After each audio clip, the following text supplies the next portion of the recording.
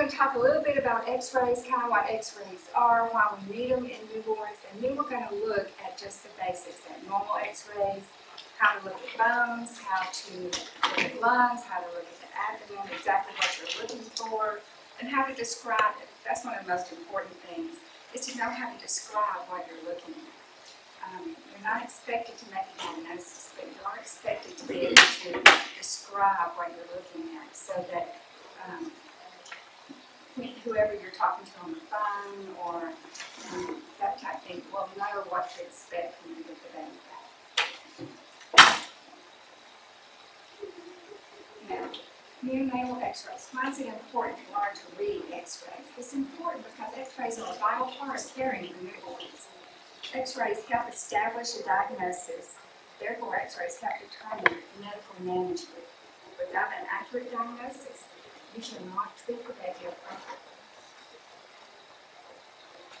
Now, x-rays may reveal acute life-threatening situations such as a pneumopericardium or pneumothorax, something of that nature. X-rays also document progression and regression of disease. An example is high membrane disease that oftentimes progresses to bronchopulmonary dysplasia, that type of thing.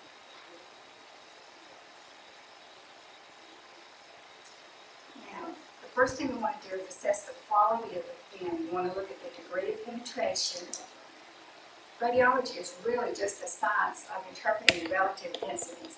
Air and gas don't absorb much of the X-ray beam, and therefore they result in black or dark gray images on the X-ray film itself.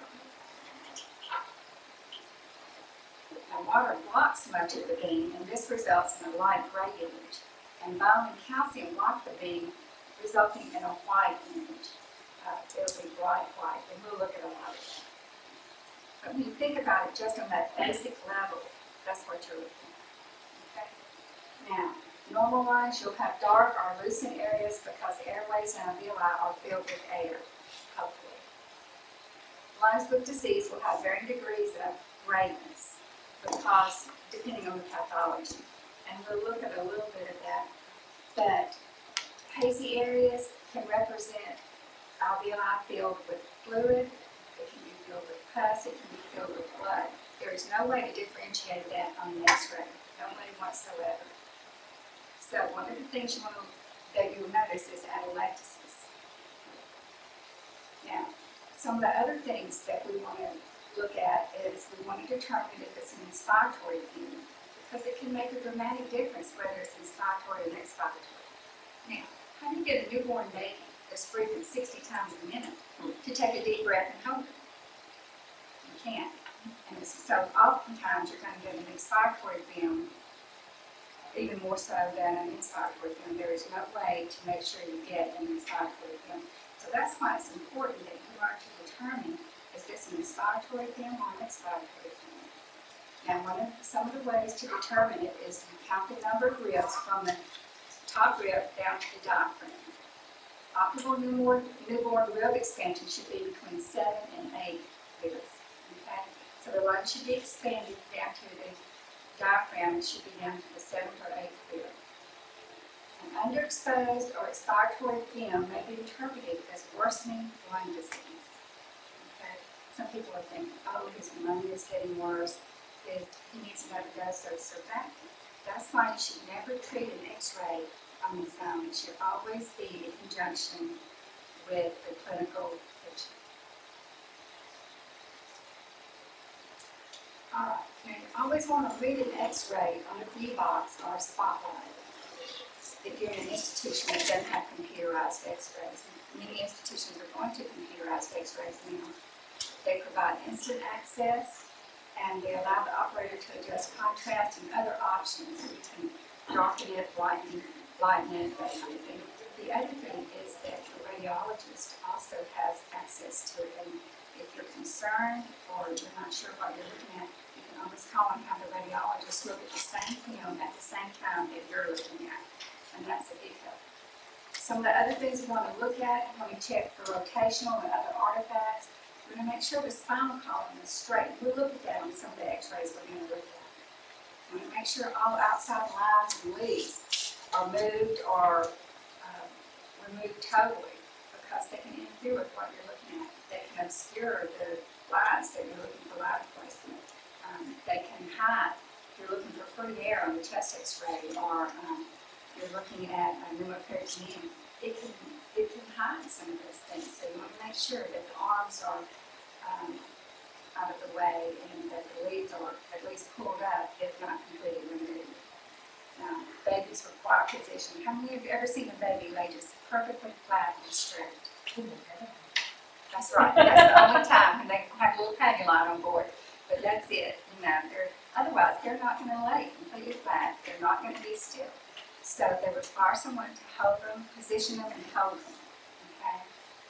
If not, you will again obscure a lot of the lung fields.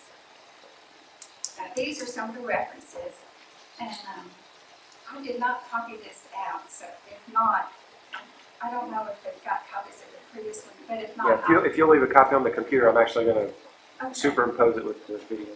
Okay, that'll be fine.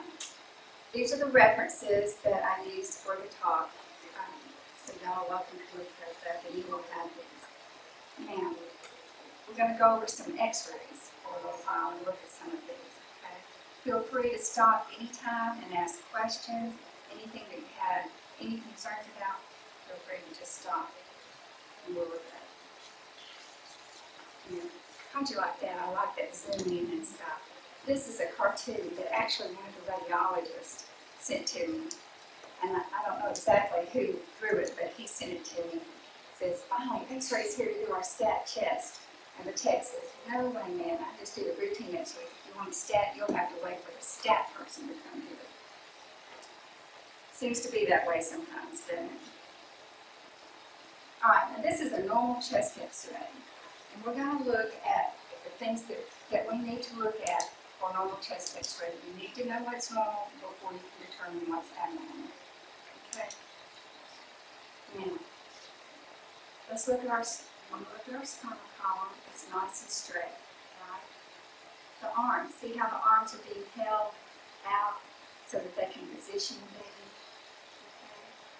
So the baby's positioned nicely. To determine if there's any rotation, look from here to here, from the outside edge of the lungs to the medial aspect of the lungs, to the edge of the spinal cord. And this is about equal. Okay? The spinal column is straight and in the center. When you're looking at the spinal column, you want to look at the vertebral bodies. Sometimes you'll have hemivertebrae, which means the vertebrae will look like there's a half a vertebrae, or they are split in the middle, that type of thing. That's consistent with chromosomal or some genetic disorders. Okay, so you always want to look at that. You want to look at the ribs. And again, we want to count down to the top of the diaphragm, from the top rib to the top of the diaphragm. And that helps us determine the expansion and to determine if this is an inspiratory or an expiratory theme. So, 1, 2, 3, 4, 5, 6, 7, 8. Here's the diaphragm. 8 ribs. So this is an inspiratory theme. Now while we're here, let's look at the diaphragm. See how the diaphragm is nicely rounded? It's not peaked up like this, and it's not flat like this. It's nicely rounded, which means that this is a normal inspiratory theme. So it's not hyperexpanded, or the diaphragms would be flat. It's not underexpanded, or the diaphragms would be up around the 6 to 7. And it's not an expiratory theme because it would be up that way also. Okay? Now, do you notice that the right diaphragm is just a little bit higher than the left diaphragm? And that's normal too, because the liver is on this side. Now, while we're here, and we're counting the ribs, we want to look at the quality of the bones. You want to see if there are any translucent areas. You want to see if there's any fractures. Because anytime you have a delivery, it can be a traumatic delivery, and you always want to look for any fractures. Okay? The clavicles are not just real visible in this x-ray, but we'll look at some that that are this, on any baby that's a large baby or that's had a shoulder dystocia, that type thing, you always want to check the clavicle to see if they're fractured. If they're fractured, it increases the chances of that baby having an Erb's palsy or Klumpke's palsy, something of that nature. Okay, now, see this, how it's dark but a little bit hazy?